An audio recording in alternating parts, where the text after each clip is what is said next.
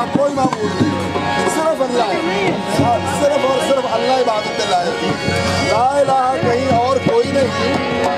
हज़ूर मुहम्मद सल्लल्लाहु अलैहि वसल्लम ला इलाहा इल्लल्लाह मुहम्मद रसूलुल्लाह, उसने महबूब आप सा कोई नहीं।